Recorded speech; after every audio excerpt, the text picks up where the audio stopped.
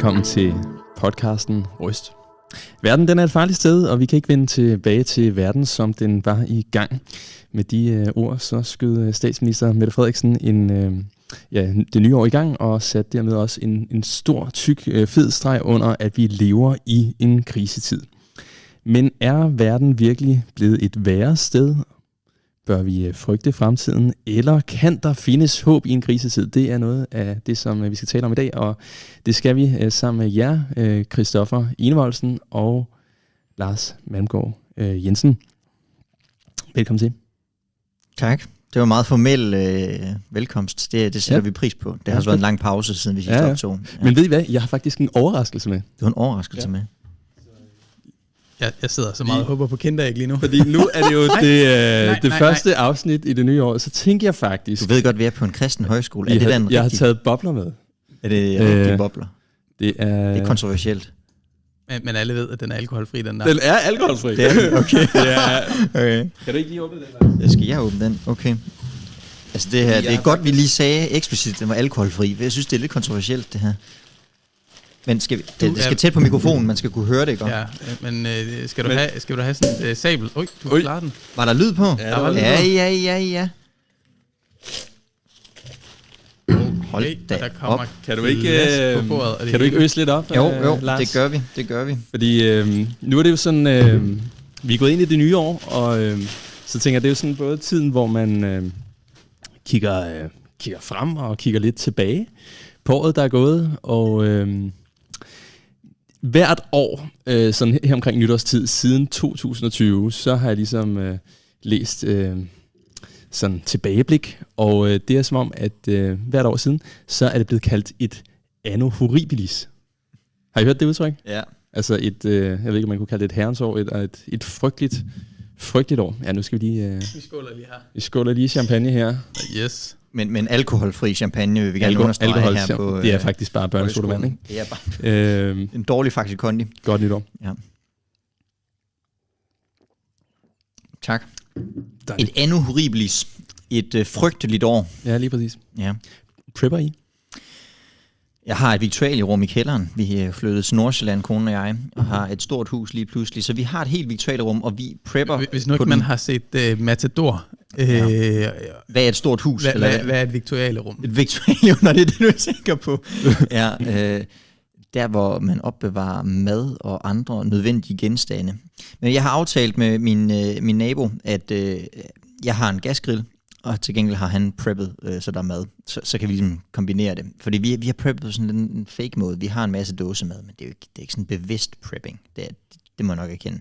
Du vil grille dåser? Nej, så har han jo pølser. Så I tænker, I kan overleve en 3 dage, eller? Ja, det tænker jeg. Vi skal nok klare 3 dage. Ja. Det skal nok gå. Ja. Min datter er meget lille, hun spiser ikke så meget mad endnu. Hvad med dig, Christoffer? Ja, men altså, vi er jo i gang med at omlægge vores lille sted til sådan selvstændigt prepper hjem med høns og æg og det hele. Ja, så I er ved at blive selvforsynende, faktisk? Fuldstændig. Ja. Så I er klar til, at invasionen kommer? De kan bare komme an, kan de. Ja, nu tæller vi jo om det på sådan lidt en humoristisk måde her, men det her med prepping, som jo faktisk er blevet en ting i det forløbende år, det siger måske lidt om, at vi lever i en krisetid. Er det også jeres fornemmelse? Lever vi i en krisetid, eller? Det er i hvert fald den kommunikation, der har været gennemgående. Altså enormt gennemgående. Altså så lang tid jeg kan huske, og det er jo ikke, fordi jeg er jo en meget ung mand, så det er ikke så lang tid jeg kan huske, men så var det jo krigen mod terror. Ja. Altså, det fyldte alt, da jeg var barn. Ja. Bush-regeringen, invasionerne i Afghanistan og Irak og terrortrussel, og det fyldte jo det hele. Så jeg ved ikke, hvor meget anderledes jeg oplever det. Det er nok mere det, at var det Ramachan-nyhederne, de fyldte? Ja, Ramachan-nyheder. Ramachan kom jo sent det til. Det er ultra, men godt forsøgt. Ja. Jamen, jeg kan ikke huske, hvad der var. Jamen altså, jeg synes, på en eller anden måde, så er det jo altid krise. Altså, det er den ene krise afløser den anden, men der var måske lige den der periode med det arabiske forår, hvor der var håb og så videre, men det er måske mere det er kommet tæt på. krig i Europa. Ja, fordi når statsministeren siger sådan nogle der ord med, at verden er blevet et farligt sted, og vi vender ikke tilbage til verden, som den var i gang, så er det vel ikke helt grebet ud af den blå luft, eller hvad? Altså, hvor tænker I, at hun har det fra? Hvor har hun det ikke fra? Ja. Jeg synes, det er nogle lidt... det er nogle... Jeg er ikke helt vild med de udtryk, fordi det bliver meget nemt historieløst. Ja. På den ene side, så er det jo en så åbenlyst sandhed, at den er dum at sætte ord på. Altså, verden i dag er en anden end verden i går. Ja. Det er tidens gang. Men også alvorsbudskabet i det. Ja. Du altså gå tilbage i historien, så kan du finde tilsvarende dundertaler op igennem historien, foranlediget af krige, eller energikriser, eller miljøkriser, og så videre i en lindstrøm. Hvis nu jeg lige skulle, altså nu er jeg jo fuld gang med at underminere hele præmissen for det her afsnit, det er godt klar over, ikke? Men, så nu prøver jeg altså lige at skitsere noget af det, som jeg selv tænker, der tror jeg, at hun har lidt fat i den lange ende. Altså, det handler jo dels om det her med krig, som du er inde på, Lars. Jeg tror, statsministeren har faktisk også været ude at sige efterfølgende, at man kan ikke sige, at Danmark lever i en fredstid længere. Der er ikke aktiv krig, men der er alligevel det, man kunne kalde hybridkrig. Jeg ved ikke, om I lagde mærke til her i juleferien, der var et par kabler. Der var simpelthen der var et par kabler, der blev revet over ude i Østersøen. Der var simpelthen nogle skib, de havde åbenbart svært ved at få deres ankre op, både et kinesisk og et russisk skib. Er det tilfældigt? Det er det nok ikke helt. En anden nyhed, som jeg har bidt mærke i, det er, der er nogle danske forskere, som har været ude at sige, at der er kommet nogle forskningsresultater, som så har været lidt omdiskuteret, men at der er cirka 50% sandsynlighed for, at Golfstrømmen, den går i stå inden år 2050, tror jeg det var. Og det vil så betyde, at Danmark vil få et klima, som svarer lidt til, hvordan klimaet er i det sydlige Alaska. Lidt anden hverdag. Vi kunne nævne, vi har været igennem en pandemi for ganske nylig, og vi har verden er så globaliseret, at vi har alle komponenterne til, at der kan opstå en ny. Vi har klimaforandringer, som er ganske alvorlige og sender flygtninge afsted, og det handler også om, at vi har en permanent flygtningekrise. Folk, de flygter fra store dele af verden. Så er det helt forkert at sige, at vi lever i en krigstid, eller hvad?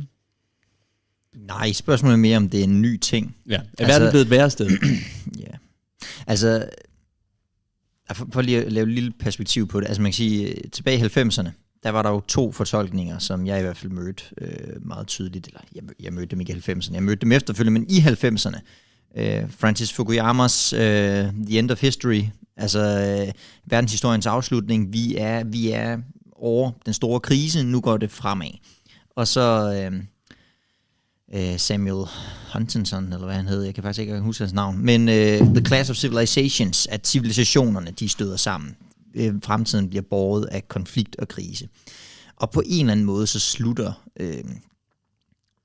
90'erne, de glade dage, vel allerede med 9/11.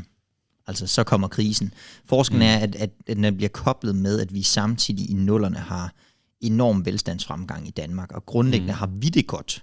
Resten af verden, krise, krig, naturkatastrofer, men i Danmark har vi det meget fint. Det er det der med, at det er kommet tæt på lige pludselig, og fylder noget i vores egen bevidsthed. Og det tror jeg er noget, der har ændret sig. Det har ændret sig. Hvor tæt det er kommet på Danmark, og hvor sandsynligt det er, at vi i Danmark kan se ind i en anden situation. Ja. Hvis vi kigger på det sådan fra et globalt perspektiv, så er jeg mere skeptisk over for at skulle skrue op for retorikken. Fordi du, altså, selv i de glade 90'ere, som du kalder det, ikke også, og en periode med på sin vis fred i verden, jamen det er jo kun, hvis du lukker øjnene for de horrible ting, der fandt sted på Balkan. Ja, Kongo. For eksempel, eller Kongo. Altså, der var masser af nød og død og alt muligt andet. Men narrativet var vel, at vi gik fra potentiel verdenskrig konstant til nu var det små konflikter. millioner af døde, men lokale konflikter, der ikke vil sprede sig til os.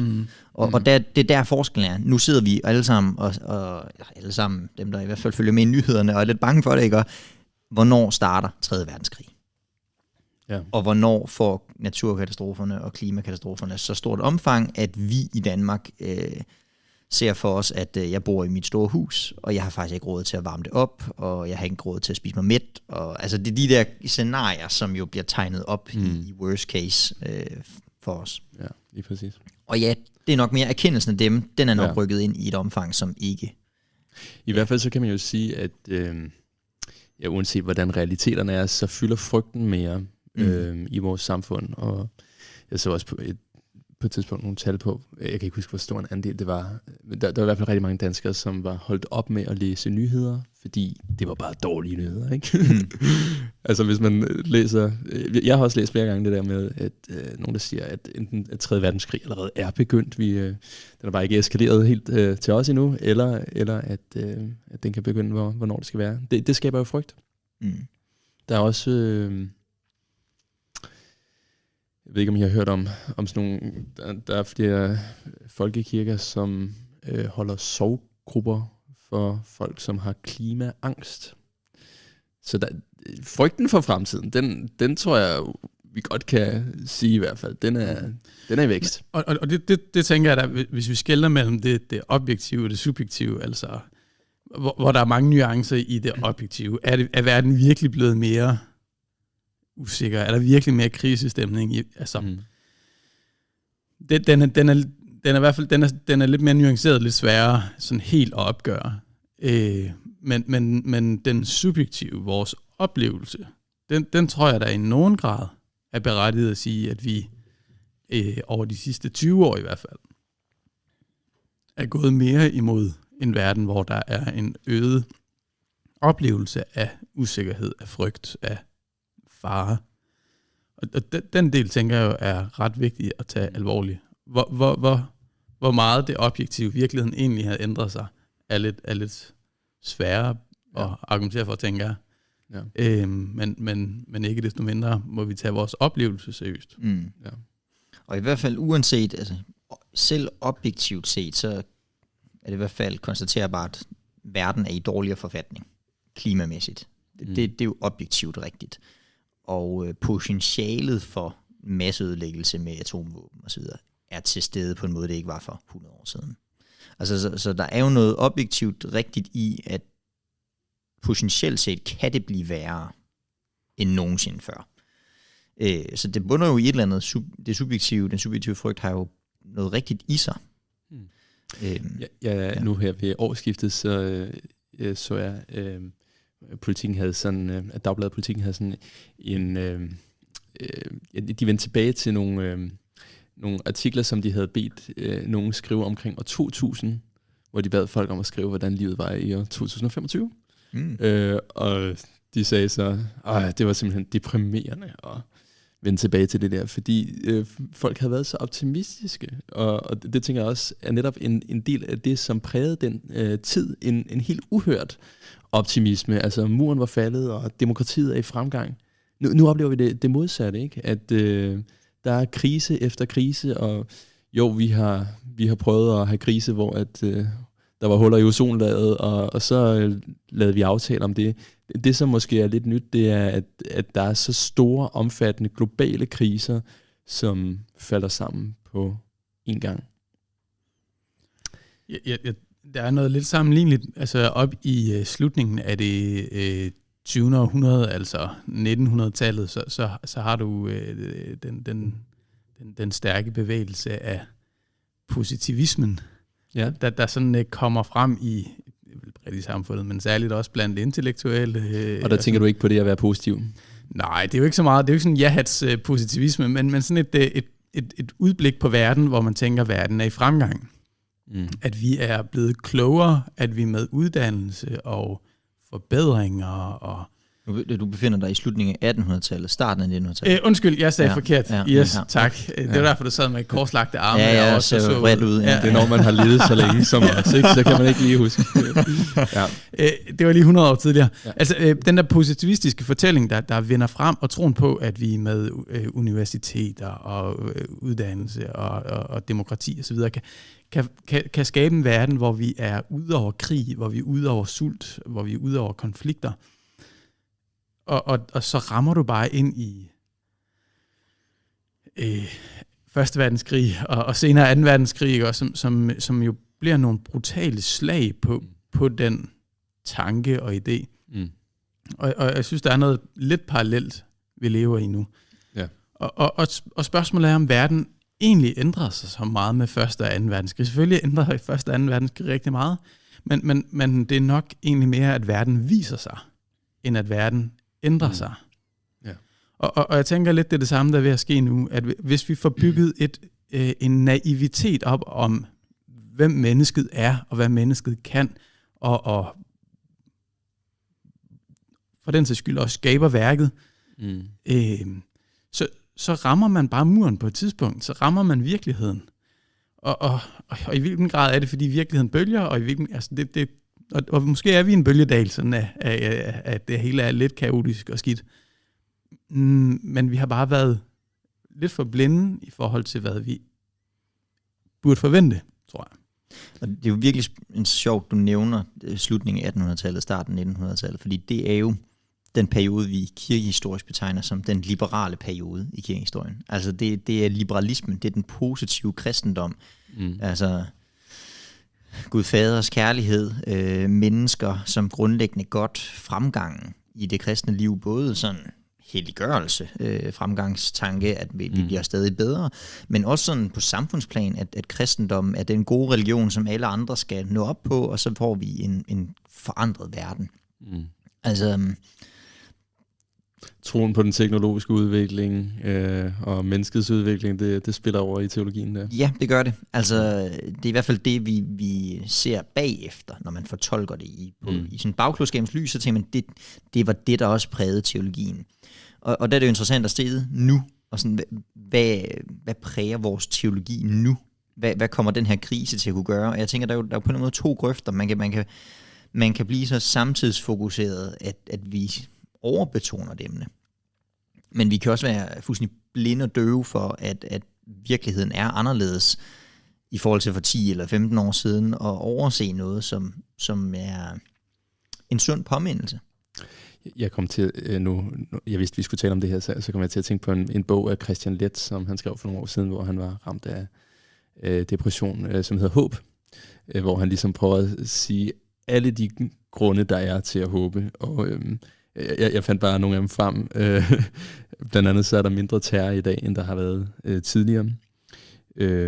Der er mindre fattigdom i dag, end der har været tidligere. I 1993 var der 2 milliarder, der levede i ekstrem fattigdom, og i dag er vi nede på 700 millioner.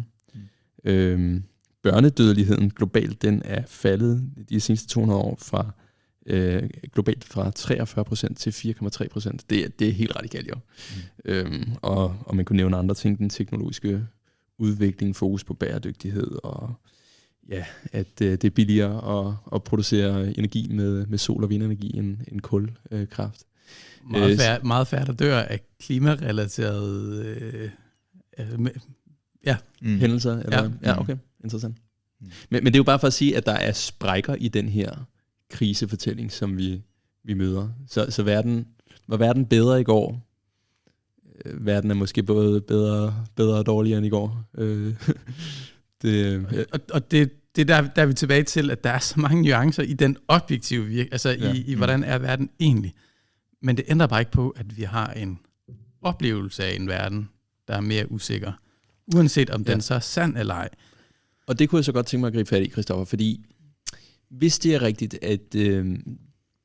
at mange mennesker i dag går rundt og oplever verden er i krise og frygter for dagen i morgen, der er mange, der ikke tør at sætte børn i verden, fordi de frygter simpelthen. Hvad har kirken så at sige af håb ind i den situation? Jeg tror, der er mange gode ting at trække op af tasken. Men det første, og den er sådan set ikke så håbgivende, men den første, jeg gerne vil, det er at sige, kalibrer nu dit verdensbillede efter Bibelens verdensbillede. Kalibrer dit menneskesyn efter Bibelens menneskesyn. Fordi noget af det, der kan gøre os udfordret som kristne, det er, hvis vi går rundt med det positive, humanistiske menneskesyn, eller en liberal-teologisk positivt syn på mennesket. Og ikke i den forstand, altså, mennesket er skabt i Guds billede. Det er værdifuldt. Det er en herlig skabning, elsket af Gud. Men hvis vi overser, hvad syndefaldet har påvirket ind i mennesket og menneskets natur, så vi reelt går og tror, at mennesket kan udvikle sig i højere grad, end hvad det i virkeligheden kan, så bliver vi deprimeret over, at det ikke lykkes, at vi ikke lykkes.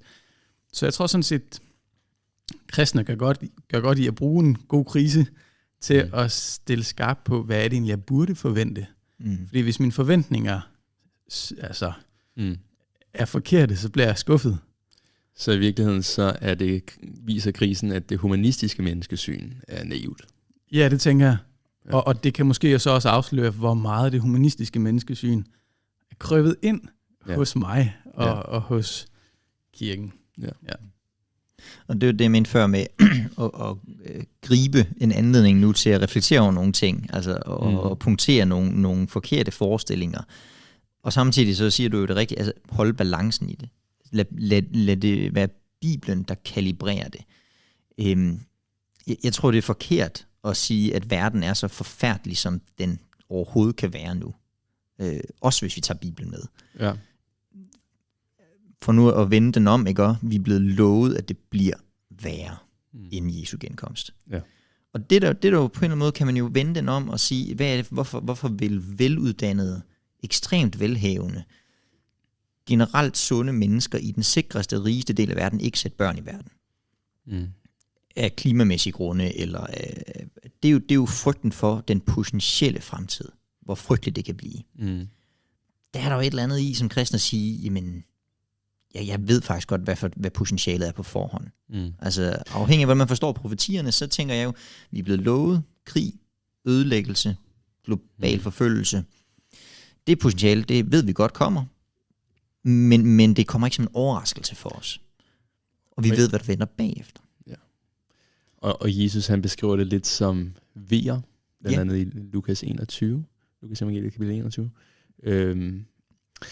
hvor at det bliver beskrevet som noget, der er tiltagende, ikke? Altså lidt ligesom vejer op mod en fødsel. Og de er der hele tiden. Endetiden er nu. Ja, altså når vi læser Nye Testamentet, endetiden er nu, vejerne er i gang. Ja. Så 2.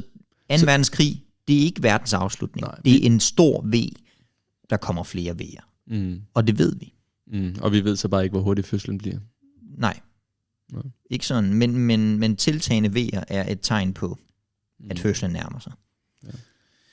Hvis jeg så skal prøve at hive en anden ting op af tasken, som måske kan have en lidt mere positiv effekt, det vil sige, jeg tror, den kristne gør godt i at finde meningen, ikke i det store, men i det små. Ikke i det brede, men i det nære. Altså, at have sit liv fokuseret på det, som er tæt på mig. Det, som... Det der er det store, det er nemt at blive deprimeret af, men det er meget svært at påvirke. Det er meget svært at ændre. Ja. Så det nære, Anton, han hælder mere af sin børnechampagne op i glasset i glæde over, at der er en foran ham. Præcis. Ja. Jamen, jeg kan ikke, altså nu så jeg den anden dag, at der er nogen, der har lavet en underskriftsindsamling, hvor man gerne vil have den danske stat til at bede Putin om at opføre sig bedre, ikke også? Og man kan bare tænke, det er jo sindssygt naivt at tro, at jeg kan gå ind og skrive under på noget, som skulle have bare en fli af potentiale i at påvirke virkeligheden. Hvis 50.000 danskere mener det, så... ikke også? Så sidder det danske folketing og ryster på hovedet. Fordi Putin ved jo godt, altså, men jeg kan ikke rigtig påvirke Putin. Nej. I sådan mine direkte handlinger. Men jeg kan gøre rigtig meget for min nabo, eller min kone og mine børn, eller for mine kollegaer, eller hvem det nu er, ikke også? Så sige, find dit fokus primært i det, der er tæt på dig. Find en glæde i naturen, som du får lov at se. Solopgang, solnedgang, ikke? Også træer og blade og forår og vinter, hvad ved jeg. Hyg dig med nogle spil. Find glæde i dine børn og opdrag dem og lev godt. Venner, og så videre, og så videre. Alt det, der ligger inden for sådan, det du kan påvirke og værdsætte, der er der et potentiale for forandring. Og det kan også blive påvirket af de store historier, for lige pludselig så kan der komme en tank, der kører igennem dit hus, potentielt ikke også. Men det er inden for det, du kan påvirke. Og det tror jeg bare sådan, det kan godt være, der er noget kristeligt i at have et fokus på det nære, på de næste, men der er også bare noget almen menneskeligt fornuftigt. Læg nu vægten på det, som du reelt kan påvirke. Det er godt at være bevidst om det andet, men lad den bevidsthed være på behørig afstand. Og der er vel også noget, du siger det er menneskeligt sundt, men der er jo også noget bibelsk sundt over at kende min plads og Guds plads i universet. Altså, vi bestemmer ikke verdenshistoriens gang i sidste ende. Det gør han. Og det kan der jo så være en påmindelse om, at jeg står stadig op i morgen og er i det nære, og tror på, at Gud han nok har kontrol over det andet. Jeg læste for et stykke tid siden en artikel med en, som beskrev, hvordan hun var begyndt at gå i kirke, og jeg tror bare, det virker som om, at det var en helt almindelig dansk folkekirke, hvor hun siger, i den her krisetid, så var hun egentlig begyndt at gå i kirke lidt, fordi det var det sted, hvor man kunne gå hen og høre, at det hele nok skal gå.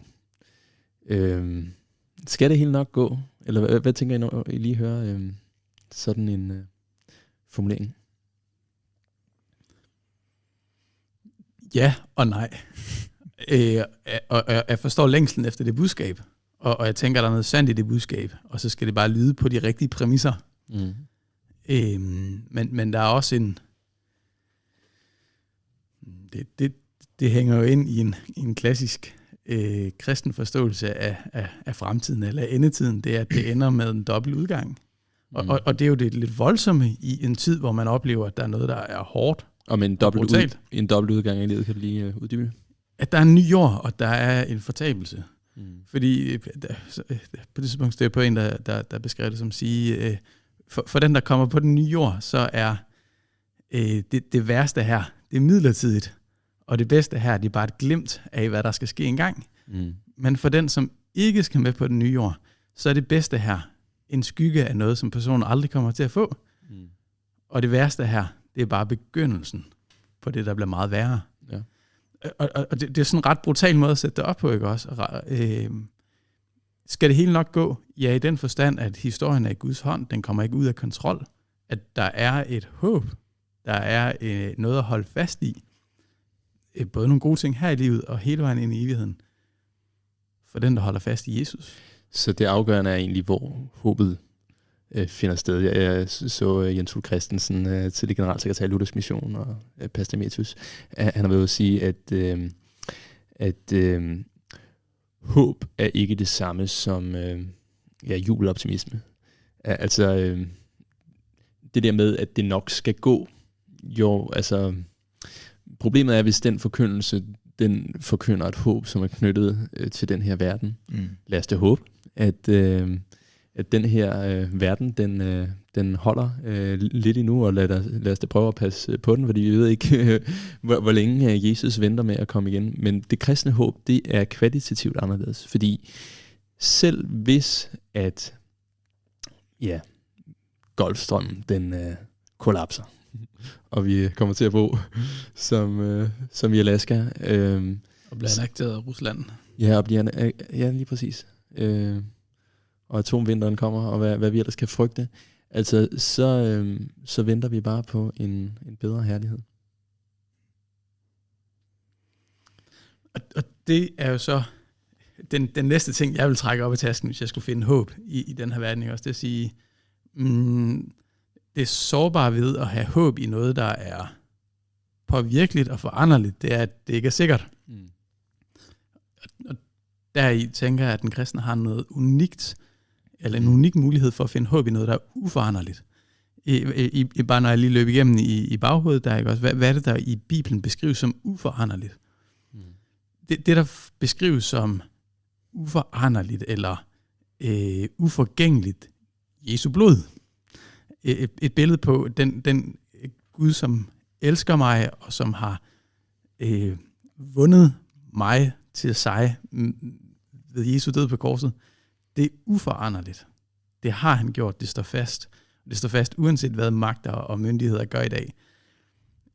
Guds ord står fast. Det beskrives som noget, der skal bestå, om end alt andet forgår. Hvis jeg fylder mig med Guds ord, så fylder jeg mig med noget, der er varigt og bestandigt, og som skal bestå, og som skal bære mig med ind i en evighed. Hvis jeg fylder mig med Guds væsen, Gud er den samme i går og i dag til evig tid, så hænger jeg mit hjerte op på noget, der ikke forandres. Jeg fylder mig med noget, fascineres af noget, som bliver ved med at være. Hvis jeg fylder mig med det evige håb, håbet om en frelse, som er uforgængelig og uvisnelig og ukrænkelig, som 1. Peters brev beskriver det, så har jeg noget, der står fast, som du lige har beskrevet, ikke også? Så jeg tror, den kristne i en krisetid gør godt i at sætte det mere fokus på det, som kriserne aldrig kan komme til at påvirke. Du nævner ordene fra 1. Peters brev. Nu indimellem så holder jeg begravelser, når vi gør det i hele året frivillighed, så læser vi netop de ord også ude ved graven, og det er egentlig meget stærkt og sted at stå og sige, jeg lovet være Gud, var Herre Jesus Kristi, Far, som i sin store barmhjertighed har genfødt os til levende håb ved Jesu Kristi opstandelse fra de døde til, hvad er det, du siger, til en uvisnelig, uforgængelig og ukrænkelig. Lige præcis. Ja. Tænk at have et håb, der ikke kan visne. Tænk at have et håb i mødet med en åben grav, som stadig holder. Og der altså bliver det så afgørende, at det ikke er et poetisk håb. Altså det er ikke et eller andet, en forestilling om, at det her diffuse håb, som nok præger mange danskere, altså at vi håber, det bliver bedre. Ja. Men det er en konkret opstandelse, vi venter. Det er det, vi håber på. Ja, og selv hvis vi åbner avisen og ser, at der er flere dårlige end gode nyheder, så er der stadig grund til at håbe, ikke? Altså, men lige i forbindelse med, du kan jeg så ikke huske, om det var corona, eller om det var invadering i Ukraine, men der var der i hvert fald en, der hedder Andreas, der nu er landsleder i Evangelisk Luthers Netværk. Han skrev et indlæg, hvor han skrev, vi skal ikke tale krisen ned, vi skal tale Gud op. Og den synes jeg, den er god at tage med. Altså, nogle gange skal vi måske også tale krisen ned, og have det historiske perspektiv på det. Det kan være noget rigtigt i, men grundlæggende så behøver vi faktisk ikke engang at tale en krise ned, hvis den er så grundlæggende forfærdelig, som den bliver italesat som. Men vi skal tale Gud op. Det er det, der er det kristne perspektiv på det. Han har ikke tabt kontrollen. Gud er stadigvæk med. Du nævnte tidligere, Anton, Lukas 21 med de her V'er. Der er en enkelt lille formulering der, som jeg synes er så god at tage med mig, når jeg læser nyheder og tænker puha over et eller andet. At Jesus han siger, når disse ting begynder at ske, så løft jeres hoved, for jeres forløsning nærmer sig. Altså der er en eller anden grundlæggende kristen optimisme, som jo også driver det liv, vi lever nu. Altså kristendom er ikke eskapisme, hvor vi bare trækker os ind i hjørnet og siger, nu lad det bare gå, som det går. Virkelighedsflugt. Ja, men hvor vi tænker, der sker noget en dag. Vi har en forventning, og vi forventer os ikke det ultimative af det her liv. Derfor kan vi også tage det lidt mere afslappet, og måske også gøre en forskel. For det her liv handler ikke om at få det ultimative ud af det. Det kommer en dag.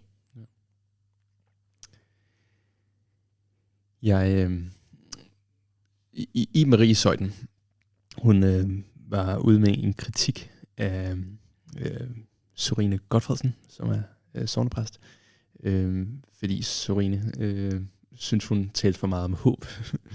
Og så er hun ude at sige, jeg ved så ikke, hvilken betydning Sorine, hun taler i det, om det er denne side eller evigt, det har jeg ikke lige undersøgt. Men det jeg synes var interessant, det var Iben Maria Søjdens kritik, nemlig at håb gør passiv. Altså hvis nu, at I ved, at der står og venter en ny verden lige rundt om hjørnet, ikke? Så er det bare drill baby drill, ikke? Så er det bare op med olien og undergrunden og få fyret nogle fossile brændsler af. Det kan kun gå for stærkt, fordi Jesus kommer alligevel snart.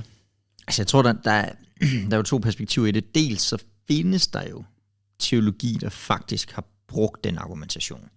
Det findes nok ikke ret meget, men det findes. Ja. Det er det ene, og anerkende det. Spørgsmålet er, hvordan det samlede bibelske billede hænger sammen i den tankegang. Men allerede C.S. Lewis, han har nogle formuleringer omkring det her, hvor han netop italesætter, at det er jo netop ikke fremtidshåbet og forventning om det evige liv, der gør kristne passive. Det er jo det, der gør dem aktive. Jeg har mødt nogle forskellige eksempler på det rundt omkring, men altså i den tidlige kirke, hvorfor er det kristne, der bliver i byerne og kæmper for befolkningen og tager sig af de syge og nødlidende, når der kommer sygdomsepidemier, og folk dør som fluer. Der er der en sociolog, som Rodney Stark, han antyder simpelthen, at for ham er det et godt forklarings, altså rent værtsligt, rent ikke åndeligt perspektiv på, hvorfor den tidlige kirke voksede.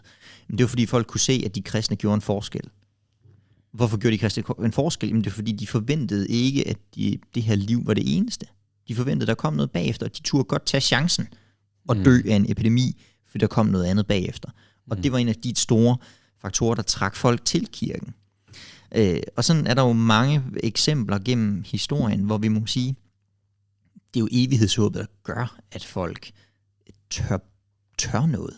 Altså, helt banalt, selvfølgelig kan kristne give flere penge. Selvfølgelig kan kristne være mere gode med den rigdom, Gud har givet dem.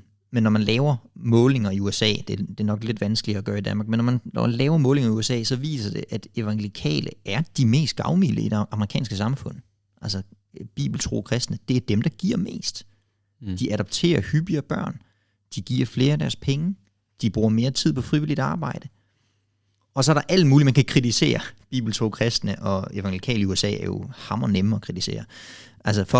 Men grundlæggende, så har de et andet verdensbillede, som gør en forskel for deres konkrete liv i den her verden, og det er ikke negativt.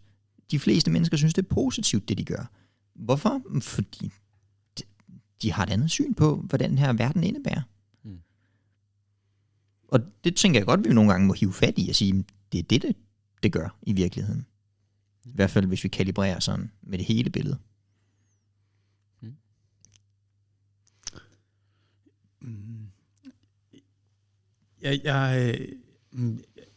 Jeg synes, der er en balance, som kan være svær, og som jeg selv synes er svær at navigere i. Og den der, når man ikke deler flertallets verdensbillede og flertallets værdier nødvendigvis, og derfor nogle gange sætter sig, lytter til noget og har brug for på en eller anden måde at sige, jamen, når medierne fremstiller det sådan her, når politikere fremstiller det sådan her, så tror jeg ikke, det er rigtigt. Og der er nogle gange for medier jo, click-hunting, ikke? Altså de skal have mig til at trykke på deres artikler, fordi det er det, de får penge af. Og de skal have mig til at købe ind på en krisefortælling, fordi det er, når jeg tror på en krisefortælling, at jeg støtter de politikere, der mener, at jeg kan have et svar på, hvordan krisen løses. Altså, der er en motivation, et motiv for dem i at tage krisen op.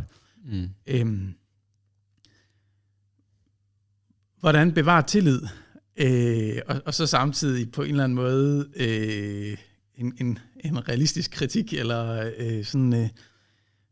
som kristen. Fordi der er det, at risikoen det er også, at man går i totalt Rasmus modsat af den fortælling, og har brug for at gøre helt op med alt det, vi møder i vores verden, og benægte.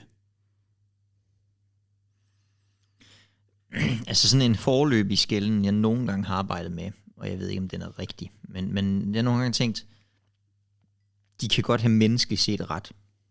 Altså, selv hvis jeg er uenig, og der er nogle ting at være uenig i, så kan de jo ud fra menneskelige faktorer og på den korte bane have grundlæggende ret i analysen. Og det synes jeg ofte, jeg bruger. Jeg lytter til noget forskning, jeg lytter til nogle politikere, jeg læser nogle aviser, og jeg tænker grundlæggende, så får jeg troværdig information. Det er bare ikke det hele billede. Altså, der er mere at sige om verden og verdenshistorien og tidens gang. Den skelnen kan man i hvert fald til en vis grad bruge, og det synes jeg gør, benytter mig af, når jeg sådan tænker over den slags. Mm. Men som sagt, forløbig. Det er ikke sådan en gennemtænkt tanke. Sådan er det ofte, når det er dig, der udtaler dig, Lars. Jamen, det hele er jo ugennemtænkt og forløbigt, det gør. Altså, det... Ja, nu kan jeg mærke, at de begynder at slappe lidt for mig af. Hvis vi lige skulle sådan opsummere lidt. Hvis nu, at man går derude og frygter, hvad er jeres korte budskab til den, der frygter for fremtiden så? Christoffer havde 3 pointer. Kan han ikke gentage dem? Bare sådan i en sådan overskriftsform. Sluk fjernsynet. Sluk fjernsynet, det var meget kort. Skru ned for medieindtaget, men følg gerne lidt med. Søg den ære, og gør din forskel der. Ret dit håb mod det, der er uforanderligt og som består. Det tror jeg vil være mine 3 råd. Lad det være de sidste ord.